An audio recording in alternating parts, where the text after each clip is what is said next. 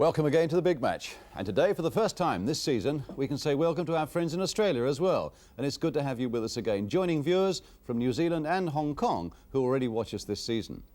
Today we've got 3 local derbies for you, each of them filled with great atmosphere, watched by big crowds and with the goals to go with them. And our main match is the West London derby from the 2nd Division between Fulham and Chelsea. And our guest today is the Chelsea chairman, Mr. Brian Mears. What is the future now for his young side? We're going to back that game up with a mighty one from Manchester. Manchester City against Manchester United, and then come down to the Midlands for Aston Villa against Birmingham City. More goals as we turn to your letters. How West Ham beat Bristol City in the League Cup in midweek. But first we go off to Craven Cottage, the home of Fulham, and the visitors here today, for the first time in 8 years in a league match, are the young Chelsea side who at the moment are finding it such a struggle in the 2nd Division after being relegated from the 1st. But of course, they are quite an attraction here. It's good to see that new Fulham stand healthily filled, and that hasn't happened very often. So that's the scene then for Fulham against Chelsea. And first let's pick up the two teams. Fulham have had a blow. Their striker John Mitchell's not recovered from flu, misses the game, and Barry Lloyd continues at 7. But the good news for them is that Les Barrett is fit to come in at 11. Chelsea also weakened by the absence of the tall attacker Bill Garner. So manager Eddie McCready again does the permutations among his young squad. Quite a contrast out there in terms of experience. Fulham with the great Bobby Moore in their defence. To add to that, of course, they've got skipper Alan Mullery, here receiving a Rothmans Footballer of the Year award from the Fulham director, Chappie D'Amato. In sharp contrast to the potential in the Chelsea side, here's 17-year-old forward Tommy Langley and another young midfield player, Gary Stanley. The referee today is Michael Lowe. He comes from Sheffield, and the crowd now waits for him to get the game underway.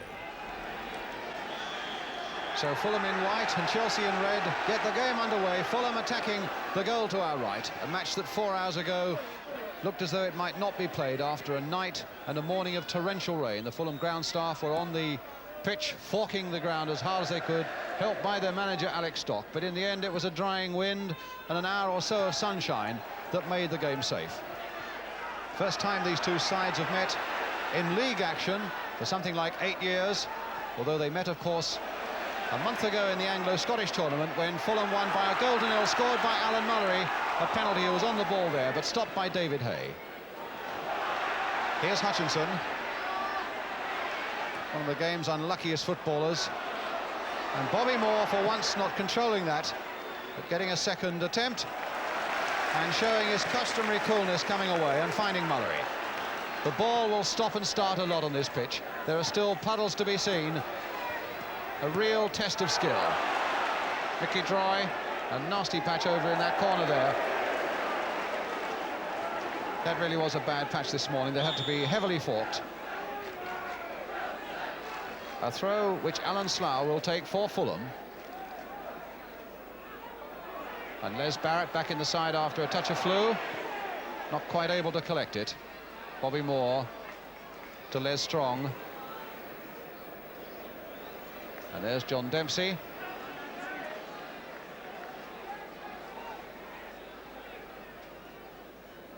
Droy. Back to Steve Sherwood, who had a really excellent game here in the Anglo-Scottish tournament last month.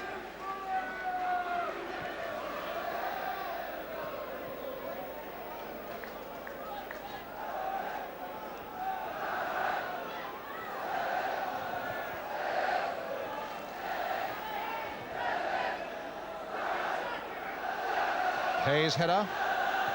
And Mullery in very bravely. Looked like handball by Langley, but the referee decided otherwise. Here's Ian Britton for Chelsea. That's a good-looking cross too, all the way into Hutchinson. And Hutchinson met it well and straight into the arms of Miller. Now Slough.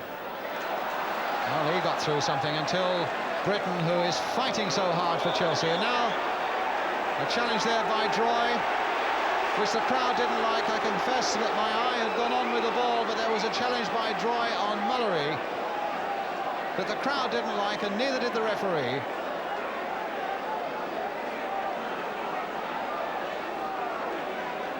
And Mullery, the number 4 in the white shirt there, felt the pain of it. And Fulham get a free kick.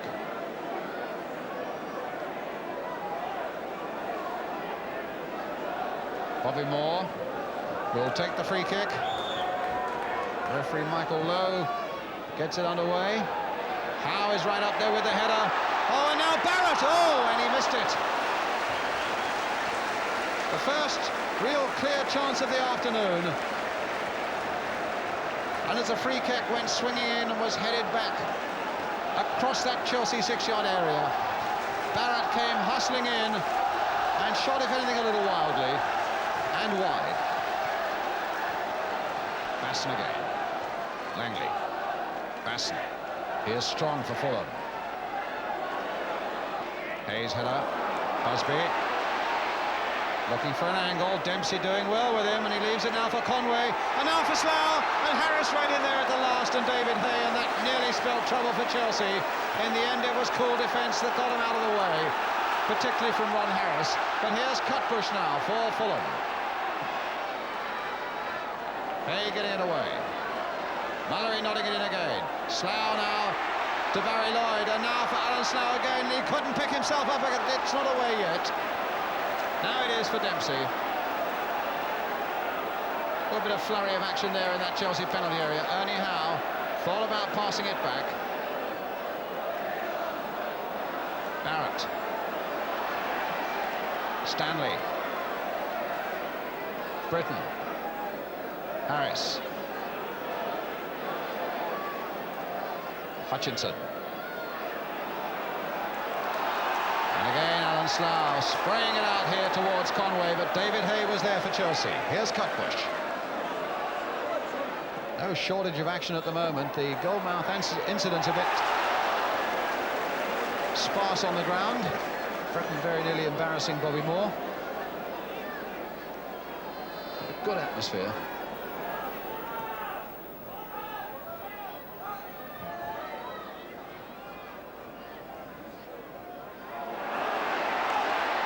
Obstruction there by Harris. Losing it out to Barrett.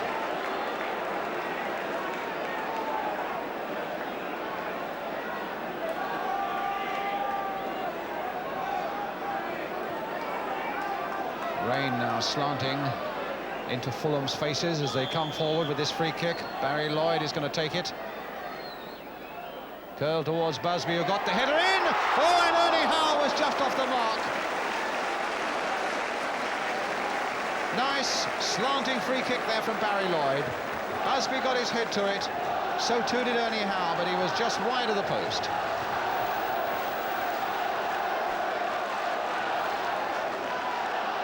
Ernie Howe, that's John Cutbush. Ernie Howe is being watched apparently by Liverpool and Everton today, although I imagine that Fulham would want to keep him.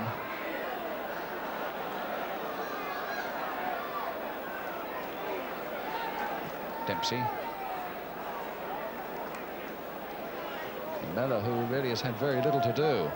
Collect one header from Hutchinson and not much else.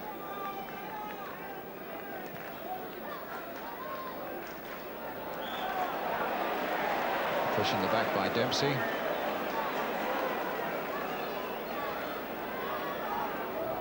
Moore spotting Cutbush.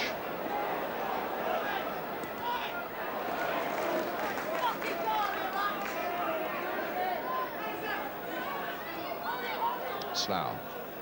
Moore. Hay nodding that one away, but it'll come for Slough. Hit first time!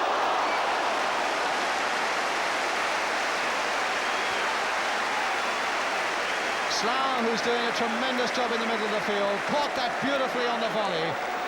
And Sherwood did very well to get behind the flight of it and half hold it, and then get it at the second attempt.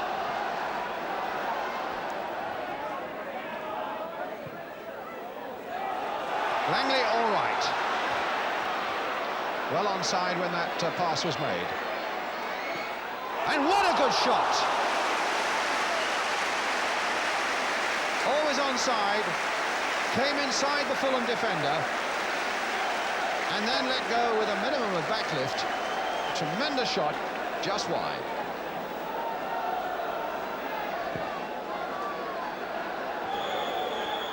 A foul by Hay. Perhaps a little harsh, that one. But it's a free kick to Fulham, and a chance right on half-time for them to make something to go in for half-time as Cutbush turns it in. Will it come for Busby? Slough just keeps it in. And the whistle goes. Now, whether there had been a foul before Viv Busby turned it in or not, but it certainly looked as though there was a chance for Busby. Maybe there was an offside there. Referee's looking at an assortment of watches. There's been no injury time, and indeed there goes the half-time whistle. Evenly divided, a good fighting first half by the Chelsea youngsters, hustling all the way. If anything, they've hustled Fulham out of their stride. One very good shot by Alan Slough that Steve Sherwood got well behind to save. And then Tommy Langley, the number 11 for Chelsea, also let go with a sharp angled shot that was just a fraction wide. So we're left with a goalless first half here at Craven Cottage, but a lot more to come on the big match today, needless to say. Half-time score then, Fulham 0, Chelsea 0.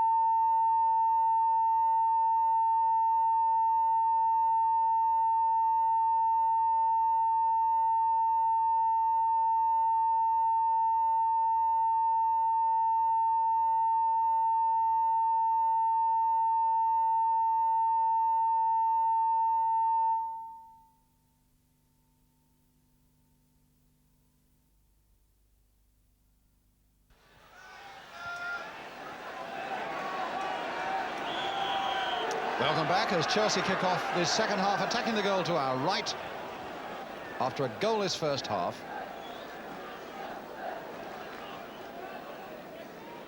Chelsea have not won away in 8 league and cup games this season. Indeed, they've not won in their last 6 games and scored only 3 times. But they haven't given very much away here so far at Craven Cottage.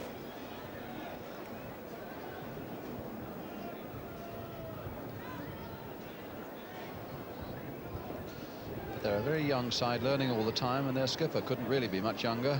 Ray Wilkins, 18 years old. Now here's Busby for Fulham.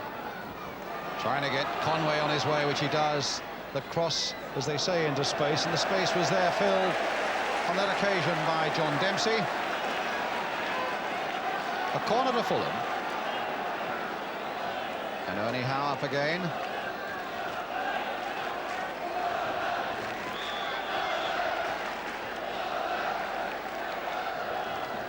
Hit towards Howe as well, but in fact it fell for Slough, and Wilkins can play it forward towards Langley, but Moore spotted that one.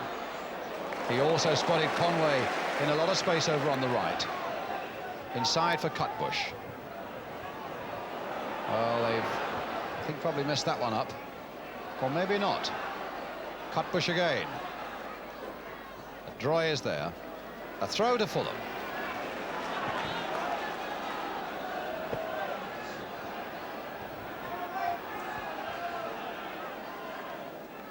Barrett. Goal kick. Ernie Howe racing back. Obviously going to have a selection problem when John Lacey is fit. John Lacey, who's had a cartilage operation and played for the reserves this morning against Chelsea when Fulham reserves 1-2-1.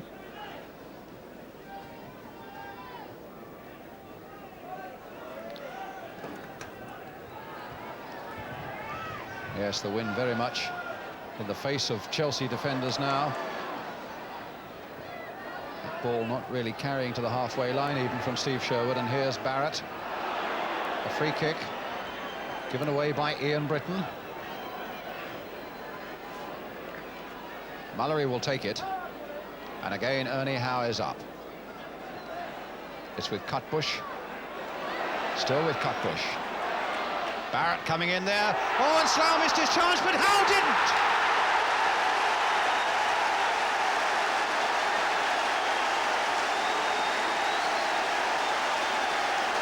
Well, Ernie Howe, the big centre-half, his 3rd goal of the season, as that ball came skidding in low and fast Alan Slough missed his chance, but it fell so nicely for the long legs of Ernie Howe, and he made no mistake.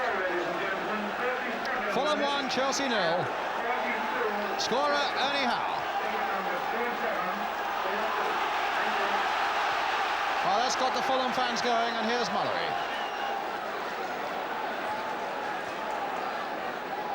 Mullery again. Ernie Howe.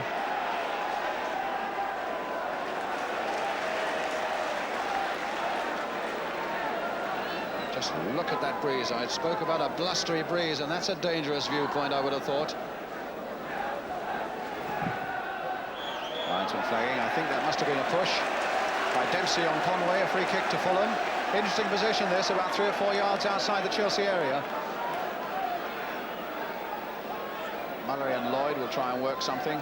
It's a bit further out than that. In fact, it's probably, what, 25, 27 yards out from the Chelsea goal. And Mullery blasting it into the wall. The deflection nearly came for them. Slough hitting it back again. Droy getting it away. Mullery's header. And now Ian Hutchinson. Britton scampering after it. Wilkins outside him. A chance for a quick counter-attack now by Chelsea. Foiled in the end by the inability of their skipper to get it over. And so it will be a goal kick to Fulham.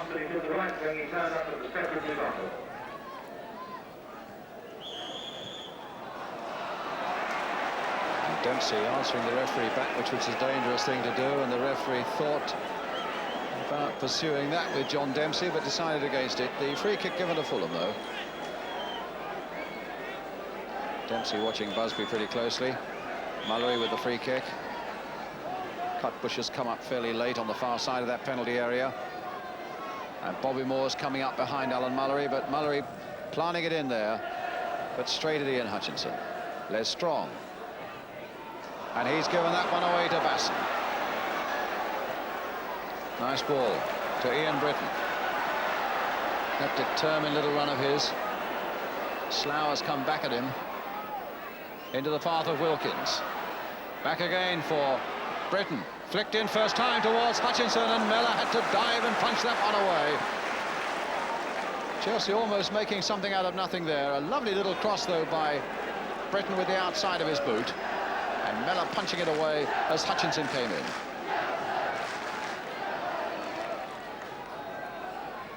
Britton again. Wilkins.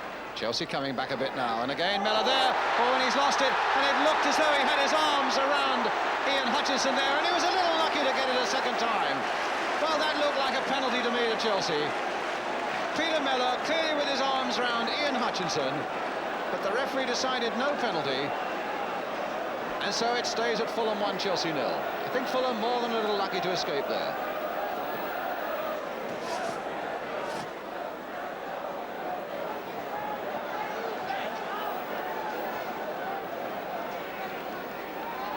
And the Chelsea substitute, Steve Wicks, getting changed.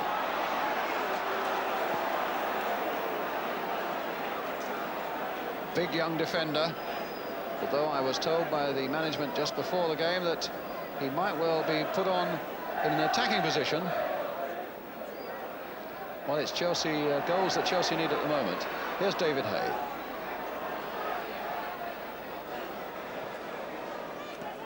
Basson kept that in well.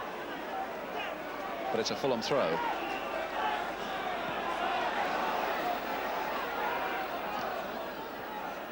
Mullery. Played out there, but nobody was there.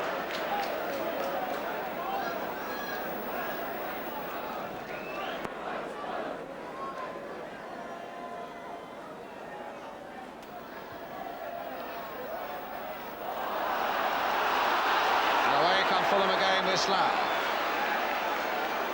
Well, he doesn't know it yet, but when Steve Wicks comes on, it'll be Brian Basson who comes off, because they're getting that number 9 board ready in the dugout. But here's Barrett for the moment with Fulham. That's a good-looking cross for him, and Conway! Number 2.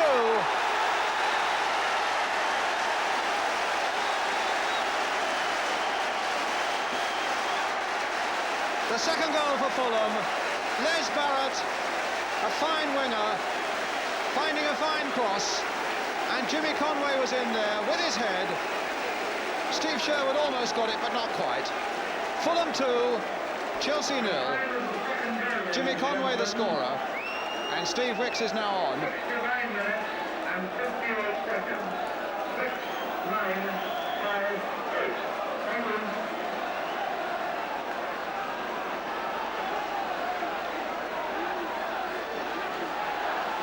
Wilkins got something in his eye and can hardly see to play the ball.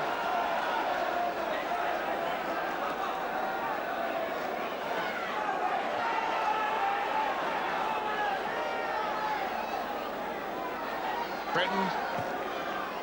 Lloyd.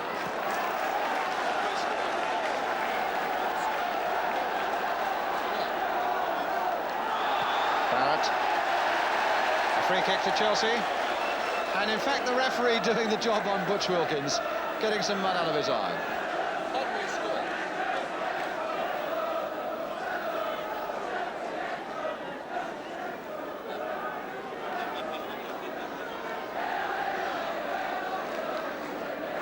So Wilkins, with the mud out of his eye, will take this free kick for Chelsea. They need a goal now. And Bobby Moore there, well aware of that near post danger. Certainly he was brought up on that at West Ham. Nodded it away for the corner.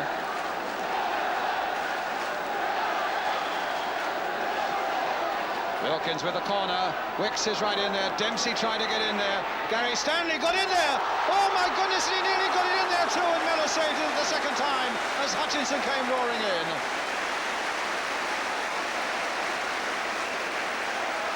A good shot, and Mellor did well to save it, and then beat off the challenge of Ian Hutchinson, which in fact gave Fulham a free kick.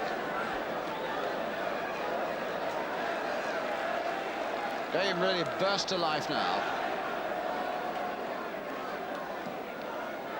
Fulham 2-0 in the lead with about 17 minutes to go, and Chelsea knowing that if they're going to save it, they must do something about it pretty quickly.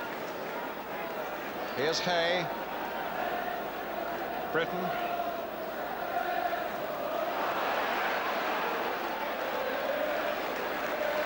Troy. Britain. Troy has given that away to Busby. Barrett is in there too. Oh, just wide. Fulham really on the rampage at the moment. A nice sidestep there by Les Barrett. But it came onto his right foot. And wide of the post.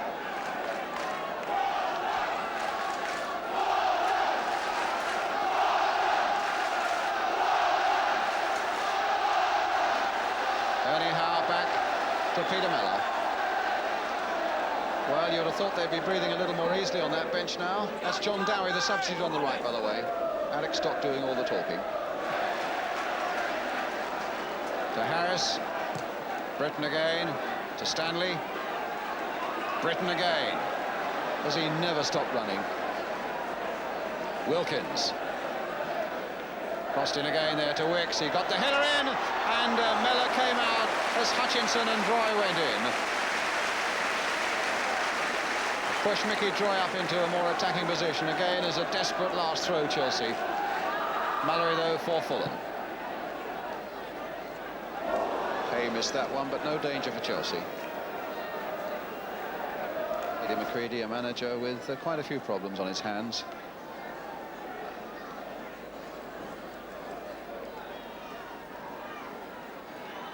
Wilkins. Goes straight to Lloyd. Now, is this another chance for Fulham? Busby taking it up. Oh, and I think he's going to be booked, Hay, and I think he's a bit unfortunate there. Well, I think that's a little unfortunate. The referee, I think, probably saying to David Hay, I spoke to you a bit earlier in the game, but there was certainly nothing malicious in that challenge. And the game underway again. Oh, and my goodness, that wasn't far off. Goal kick, the shot from Barrett.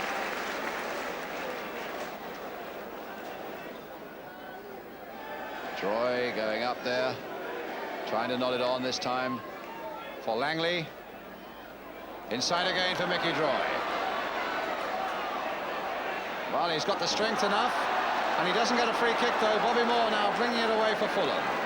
Mallory there. And a throw to Chelsea. Both linesmen a signal to the referee that the time is up as far as they're concerned. Wilkins for Chelsea. So it looks as though Fulham now are on the brink of a victory that psychologically will mean a lot to them, quite apart from the points that take them even closer to the top of the second division. The fact that they've beaten their oldest and deadliest rivals, Chelsea, which they've done after Chelsea have held sway in this part of the world for so long, by 2 goals to 0. Jimmy Conway scoring the second of them with that header, after Ernie Howe from close range, the number 5, had put Fulham on the way with that goal early in the second half. So a final score at Craven Cottage here as the players go off that says Fulham 2, Chelsea 0.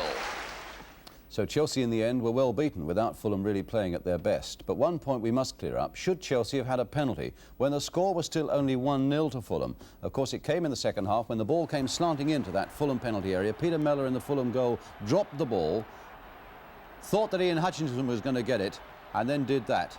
In our book, I must say, that looks suspiciously like a penalty, and I think Chelsea must feel a little unhappy that they didn't get one. A goal then might have made all the difference to them. But in the end, it was a miserable day for Chelsea, as I'm sure their chairman, Mr. Brian Mears, will be the first to agree. Not only for what happened on the field, Brian, but when you look at the back page, for example, of the Sunday Mirror, Chelsea mob strike again. A few youngsters, ignorant youngsters, who came on before the end of the game and were quickly hustled off by Fulham, and then the rampage along the Fulham Road with shop windows being broken. They have become a problem for you, haven't they? They have indeed, and it's deplorable that they should be termed, if you like, so-called Chelsea supporters, because no way are they supporters of the club. The thing that worries us more than anything is that the age of these young people, they're from anything between 9 and 12 years old. It also says in that article that Chelsea directors will be meeting this week to discuss the problem. In actual fact, we have met. We've already met to discuss it, and we're bringing, I hope, certain measures in to deal with the problem. The one thing that is not insurmountable, which really needs a great deal of thought, is the running, if you like, between grounds, in the roads, in the streets.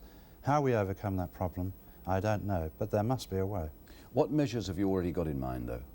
Well, we're looking at the system of identification cards or membership passes to a club, which would need, of course, cooperation from the for the away club, if you like, so that we can control those people. But I would like to say that although they receive a lot of publicity, these so-called supporters, there are many supporters who support the club, who behave themselves, and unfortunately they're given a bad name by these few. Let me just go back on one point. When you say membership cards, you mean for anybody who goes to Stamford Bridge? I mean, it might be 20, 30,000 people. Well, the only way you can get in is by producing a membership card. That's right. Obviously, the seat holders have got tickets. They're season ticket holders or what have you. But the terrace people then will be required to have a pass into the ground. So if anybody misbehaves, you withdraw the membership card? That's right. This is, I think, really one of the few ways that we can deal with the problem. Let's go to the problem on the pitch, which I think has almost got to crisis point now, hasn't it? You're talking about the team. Yes, it's not a happy position for us to be in when our aim, of course, is to go straight back into the First Division. There are things, obviously, that are not right, but I'm sure Eddie McCready will be looking at those things and putting them right. But nonetheless, you've got young players and really not an awful lot of time. I mean, people were saying to me yesterday, I don't know about bouncing straight back into the First Division. They might even go down into the Third. Well, of course, whatever division you're in, you either go down or you go up or what, or stay in the middle. But I mean, yes, you're in with a chance of going down. But we can't really think about that. That's totally negative. We must think positively of going back. But what can you do about it now, Brian? You've got young players who at the moment aren't quite up to the scratch and you haven't much time. What can you do? Can you buy new players? Well, if you say buy new players, where do you buy them? What sort of players are you looking for? And how much are they going to cost? And you know, there's one very important thing, that although it's only at the stage of, if you like, negotiation, the freedom of contract is a very important issue in the future, where players are allowed to move about, or possibly allowed to move about, from one club to another. Now, under those terms, I think you'll find very few clubs are now going to invest a lot of money in players when they can see that on the horizon. But you've invested a lot of money on your ground, the new, magnificent new stand you've got there. Is that now a bit of a burden to you, Brian? No, it isn't a burden. I will always say, and I think all my colleagues on the board would say the same, that it's one of the best things that the club has ever done. And apart from housing our own supporters and giving them first-class seats, etc., we've also had a semi-final replay between Ipswich and West Ham, and we have a match on Monday, Norwich and Manchester City, in the League Cup replay. And we're being considered for many matches like this, and I think, yes, it's a great thing that we've done it, and I'm proud of it. But it's a massive financial burden as well. I mean, you need a crowd of 25,000, you're telling me, to break even. You're not getting that. Does that mean you lose money every week at Chelsea? Well, no, because there are other activities going on behind the scenes. I mean, our pools organisation, which is very important, are doing a tremendous job. And so, therefore, with the help of them, no, we're just about doing it. Are you enjoying your football now? Well, I've always enjoyed my football. I've been watching Chelsea since 1945, and without wishing to be detrimental to the club, because I would never do that. I love Chelsea. You know, I have suffered with a lot of other people in the past, but I do enjoy my football. I'll always enjoy my football. And I think, if I may say so without being biased, Brian, that a club that has put itself right in terms of making such marvellous facilities for their fans, I hope in the end it all does come right for you. Thank you. I certainly will. Lovely. Thank you. Brian, thank you very much. Well, our second match today comes from the Midlands, and we trace the return to form of Birmingham City. Since the dismissal of manager Freddie Goodwin last week, they've registered a couple of wins. But now they face newly promoted Aston Villa in a great Midlands derby at Villa Park. A crowd of 53,000, in fact, were there. So were ATV's cameras. The commentator Hugh Johns. Villa are in the dark shirts and white shorts. Campbell down for Kendall. Foul given against Leighton Phillips. Obstruction.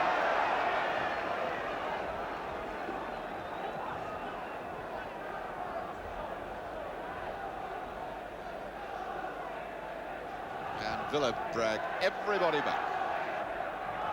Now, Burns.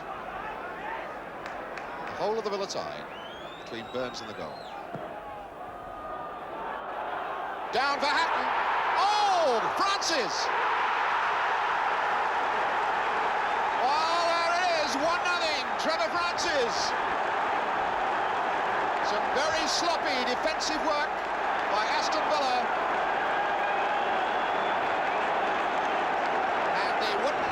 Which is all blue supporters erupts. The goal really ought to have been scored by Hatton. He took it much too casually, and Burridge managed to block the shot, but Burridge had no chance when Francis flitted in. So that was about 13 minutes into the game. Little. And a free kick to Villa. 1-0 down, Villa. See what they can make of this. Confirmation that it was the 12th minute, not the unlucky 13th minute, that Francis scored his goal. Now, can Villa strike back?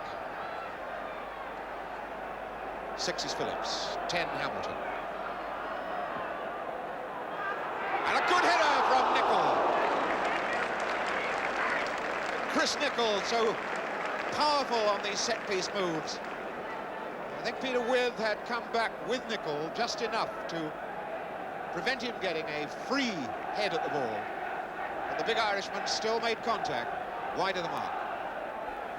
Give it in. Gidman. Carradis. Robson.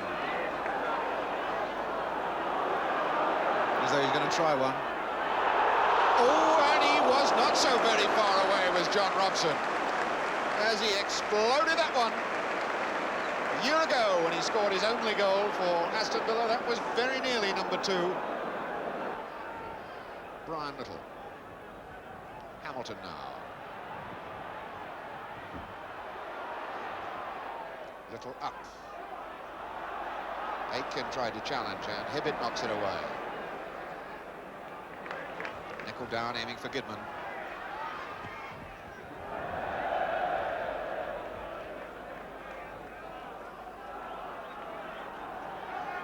Well, it's all one-way traffic at the moment. Villa doing all the pressing.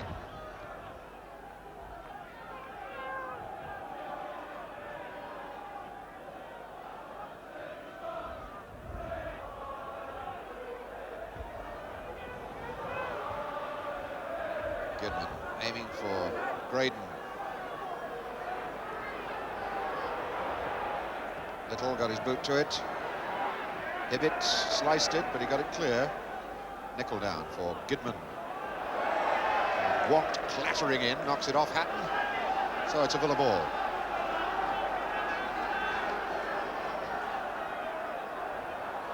Robson. And that's a goal for Hamilton. 1-1.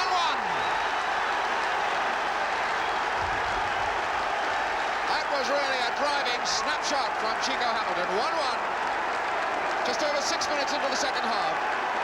All the pressure paying off then when Robson knocks it across the box. Hamilton snapped it into the back of the net like a rocket. His first goal of the season. Goodman for Villa. Came off the top of Burns' head. There's another stab at it. Little feeding Carradus.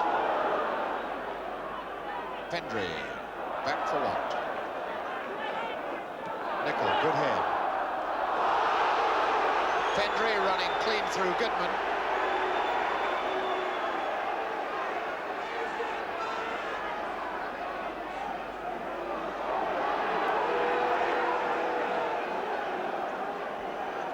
Free kicks now to Aston Villa. Only 9 to Birmingham City. And Goodman takes this one. Burns out. Francis needs to contain it because there's nobody to help.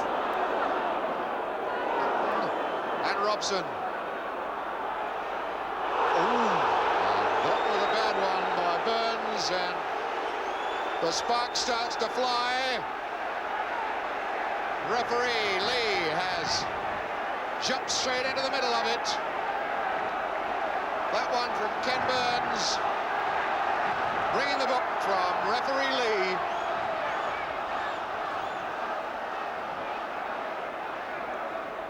Kendall and Ross scrummaging together. Kendall just standing there. And so Burns now gets into the wall.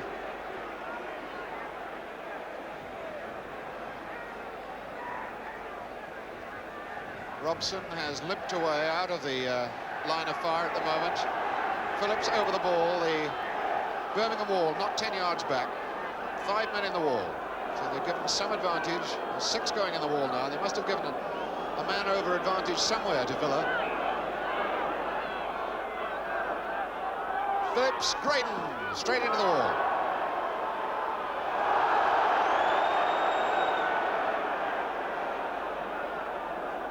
Fellow with the fair hair, the red tie, that's the new boy, Andy Gray from Dundee. Burns for Kendall. Campbell. Kendall. There's Robson feeding it a long, long way back.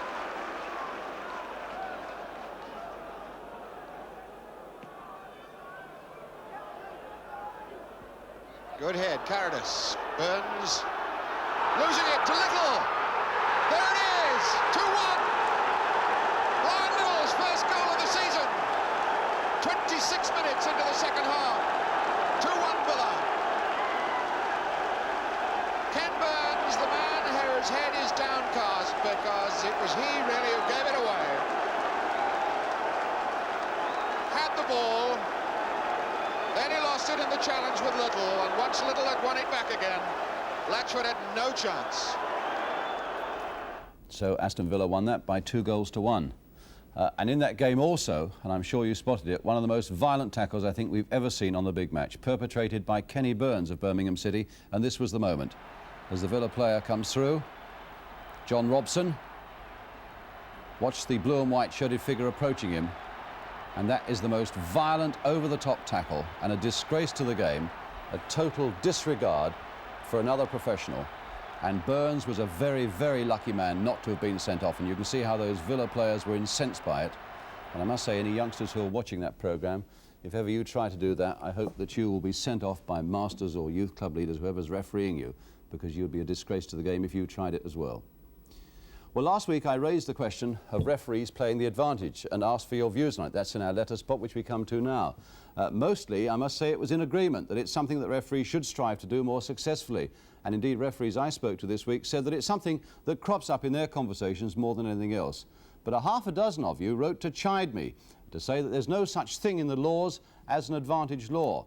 Well, may I say to you that I think that attitude is exactly one of the things that is wrong with certain referees, that you do referee to the letter rather than the spirit of the law. And in any case, if you look at Law 5, it says that referees shall refrain from penalising in cases where he is satisfied that by doing so he would be giving an advantage to the offending team, which in effect is an advantage law.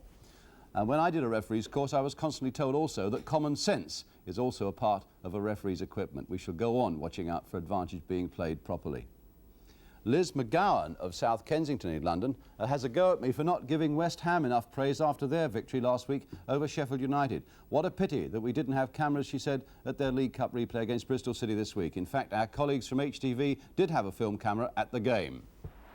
And Bristol City went ahead here with that goal by Paul Cheesley, just trickling into the back of the West Ham net. And indeed, Bristol City had most of the game in that first half and might have gone further ahead when they were awarded a penalty for that foul there by John McDowell. But Jerry Sweeney, the first shot is wide. In any case, Tommy Taylor had encroached within the penalty area, so Jerry Sweeney gets another chance. And what happens this time? No run-up at all there with that penalty, and Mervyn Day makes an excellent save.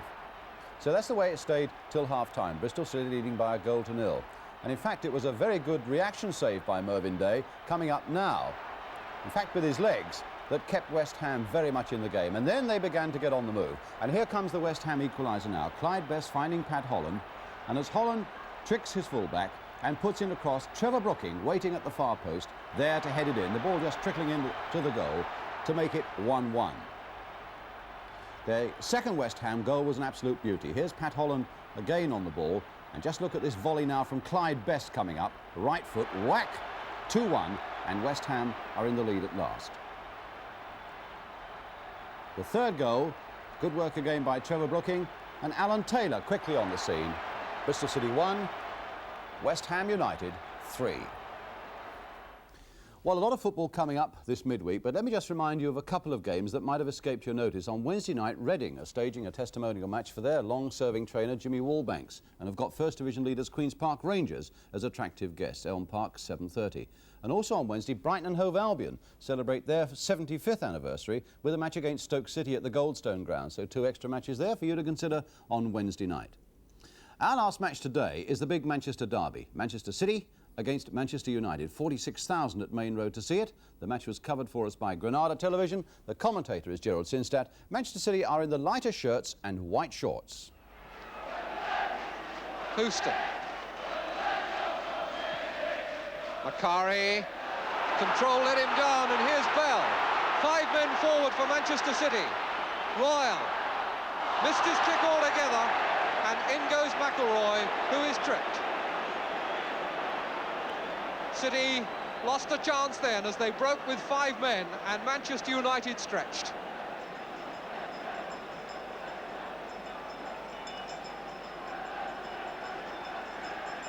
Nicol again.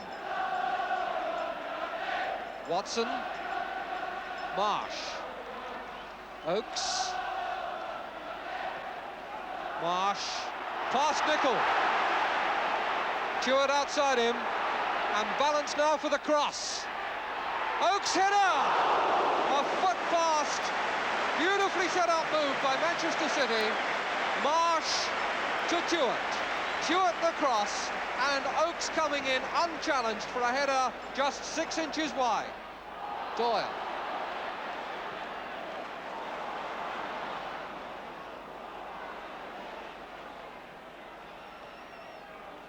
Houston.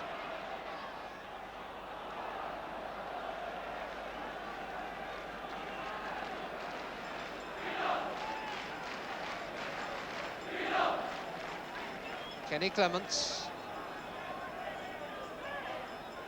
Royals header for Bell. Marsh going outside him. Stewart square on his left. Marsh. Oakes available, number 6. Watson and Donachie wide out on the left, number 3. In for Tuart. Buchan went all the way with him, but the ball went through to Stepney, and now here's McElroy for United.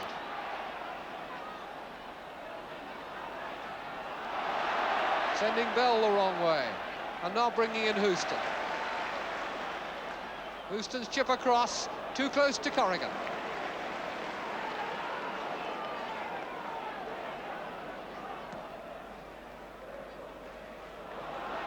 Through ball for Royal to chase. And is it going to be an own goal? Yes, it is, by Nicol.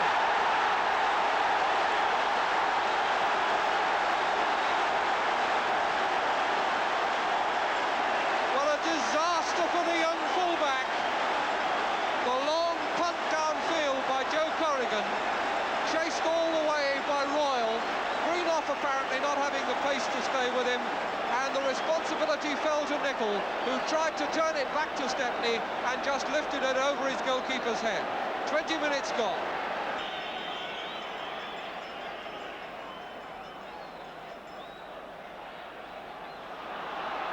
Macari. Good ball.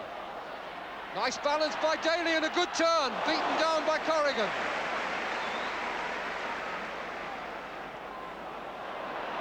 Macari to McElroy.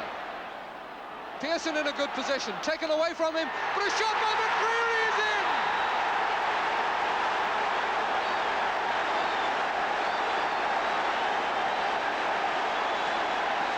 It is, and David McCreary's first goal in league football puts United on level terms. The ball came through on the edge of the area to Pearson. It was whipped away from him across the penalty area square. It came to McCreary. He kept his head and scored a very good goal. So that's 1-1. And now we have the makings of a real game. City's goal set the game alight. United's equaliser has turned it into something that really could be absorbing from now on. Koppel. Good ball to Pearson. Back again for Koppel. Hurried it. Came to him a bit hard. Found him in the wrong stride.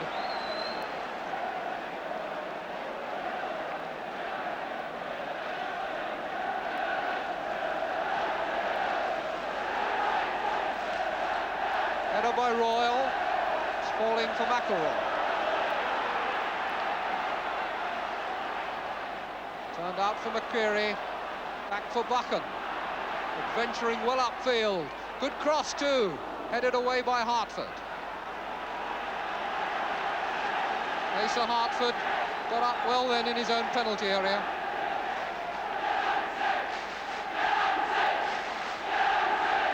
Just listen to the United fans now. Watson in at the expense of a corner.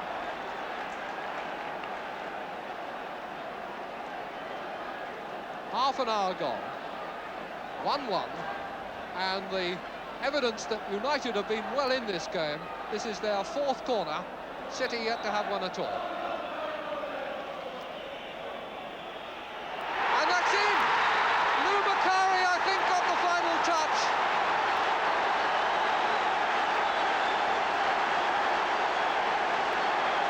But a well-taken corner, swinging in towards the near post, and a little flick of Lou Macari's head was enough to beat Corrigan. And now the red and white favours in a turmoil of jubilation.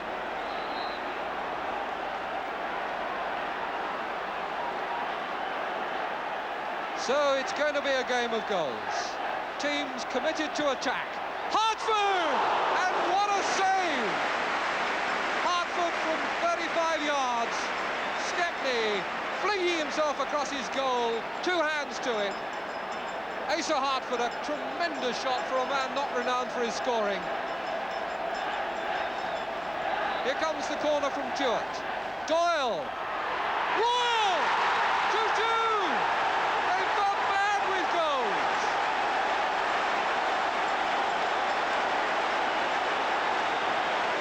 City's first corner of the game, taken by Tuart, hit low, turned across the area by Doyle, and Royal is unmarked as he pokes it in. Really has been so little between these teams over the years. Greenough.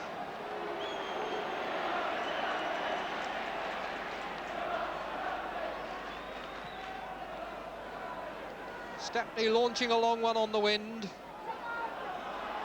Bell to push City forward, maybe their last throw. Oakes finding Lehman with a good pass. Marsh in the middle, Tuart and Bell. Lehman looking for the low cross, Oakes! And he put it over! And that's it for this week. But remember, of course, we should be back next weekend with On the Ball in World of Sport on Saturday lunchtime. 3 more games for you, of course, on the big match next Sunday afternoon at 2. We leave you today with a taste of the unmistakable flavour of derby football. The goal that won a point for Manchester City, the goal that won the match for Aston Villa, and the goal that brought the breakthrough for Fulham. Here comes the corner from Tuart. Doyle! Royal! 2-2! Burns losing it to Little. There it is, 2-1. It's with Cutbush. Still with Cutbush. Barrett coming in there. Oh, and Slough missed his chance, but Howe didn't.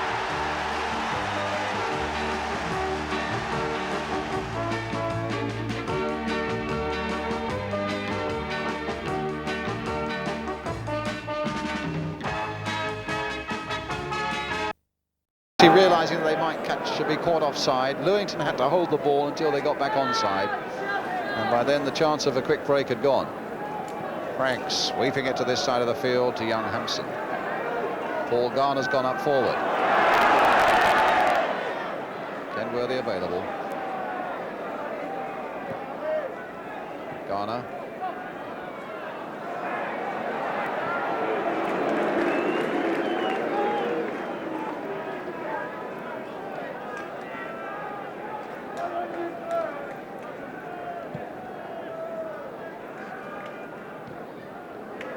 It's going to be a Chelsea throw. No, it's not, because it's even better. With Cutbush having presented it here to Wilkins. Now for Lewington.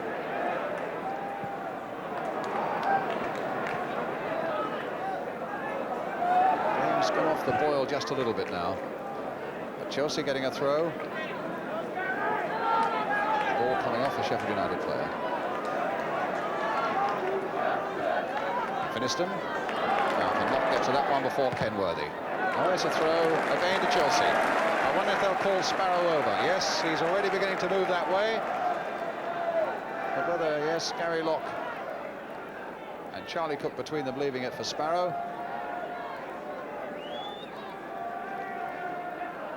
Wicks has gone to the near post. Maybe that means it'll be a slightly lower trajectory than usual. There's the throw. Yes, it is a lower one. And it's gone a long way in there. And in the end, Frank still hasn't got it away. It's then his ball now. Now, Charlie Cook chipping it back again and knocked off line. Now, Charlie Cook chipping it back again and knocked off line. Well, that was a lovely piece of football there and a lovely piece of thinking by Charlie Cook, lobbing that ball in there, and young Tony Kenworthy nodding it off the Sheffield United line.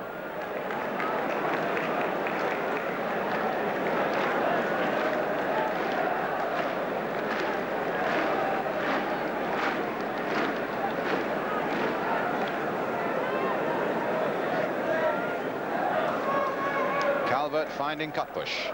Chipped on forward now for Edwards. Harris shadowing him well, but a corner.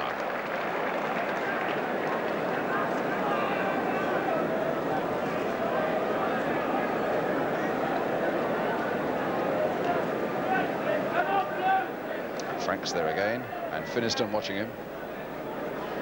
Wicks doing a bit of watching as well. Here's the Sheffield United corner. Wilkins header. Lewington away.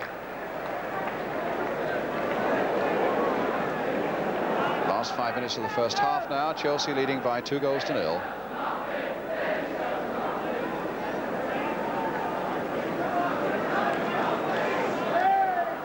Hampson. Well, Wilkins was determined to get that ball, but it's a foul. And a free kick to Sheffield United.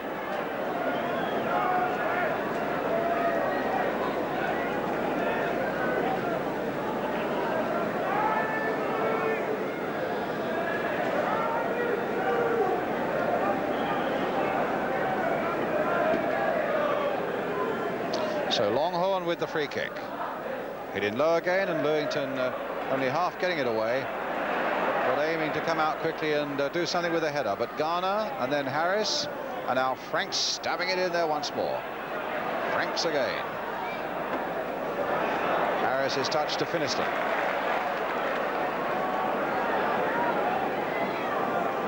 And Lewington, surrounded by red and white shirts, plays it back safely.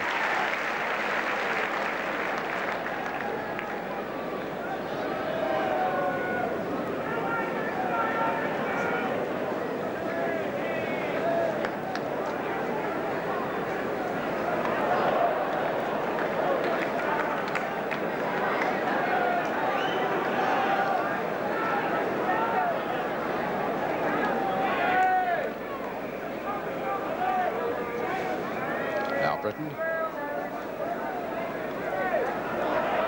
And Kenworthy, couldn't risk the back pass because Finiston was in between him and the goalkeeper. Did the only sensible thing. It's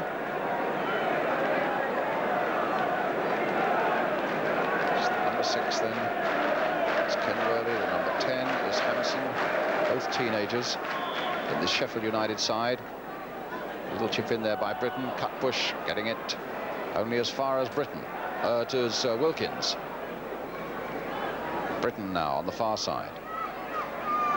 Played in nicely for Harris, of all people, who's come in there, and he very nearly found Tommy Langley.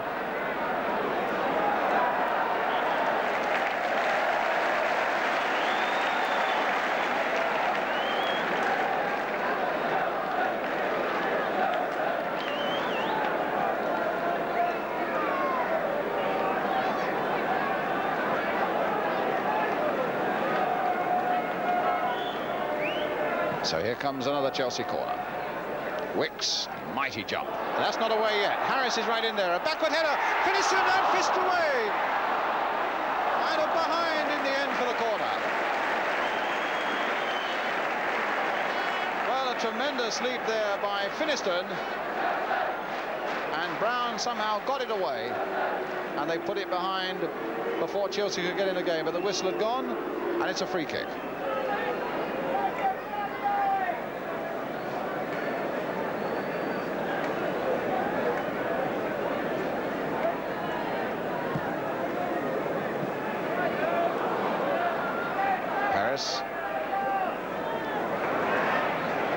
There's a bit of needle there, I think, between Locke and Hamilton. Garner. Edwards. Stainrod right in there, but Harris doing the job again there for Chelsea, right at the back. Wilkins. Well, he said, get after that one to Finiston, and look what Finiston's done. Straight into the arms of the goalkeeper, but what a move that, and what a pass that was by Wilkins, all of 45 yards, and Finiston showing aggression and great determination in his running, but he couldn't quite get a powerful enough shot in.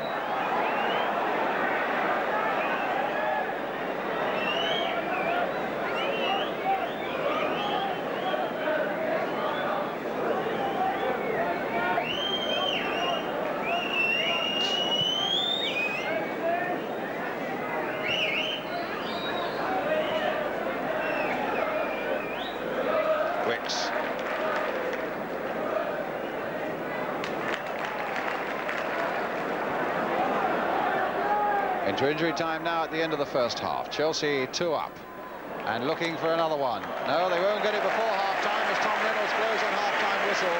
Eddie McCreasy goes back to the Chelsea dressing room that we saw before the start today. Chelsea 2 goals to the good. The first one, a beautiful shot there by Tommy Langley. how much he's matured in the last couple of years since he came into the side as a 16-year-old in the First Division. And the second one coming from Ray Lewington to put Chelsea very comfortably placed against this young Sheffield United side that's got a lot of battling to do to get back into this game. Chelsea getting closer and closer to the First Division. And a lot more to come on the big match for you to enjoy this afternoon. A half-time score then at Stamford Bridge. Chelsea 2, Sheffield United 0. We'll be right back with that second half.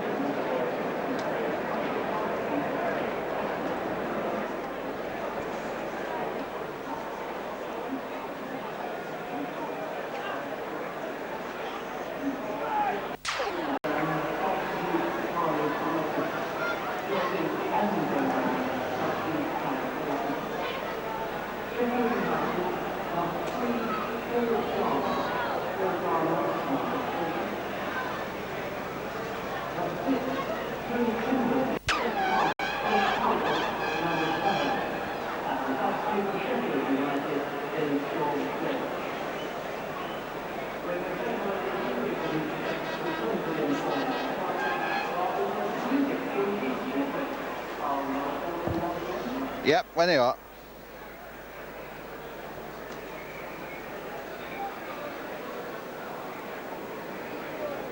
Ready when you are, Robert.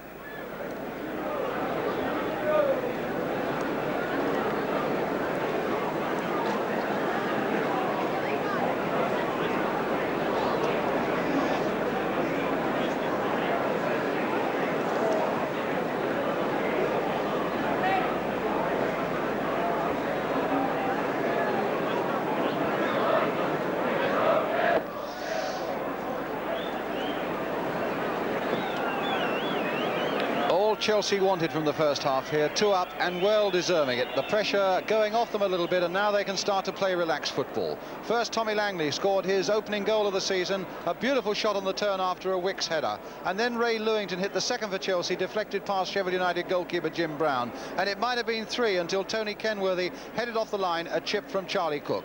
Chelsea well together, coaxed along the way back to the First Division by Ray Wilkins. Sheffield United still a young side, but Keith Edwards and Simon Stainrod have brought good saves from Peter Bonetti, but it's going Chelsea's way, leading by 2 goals to 0.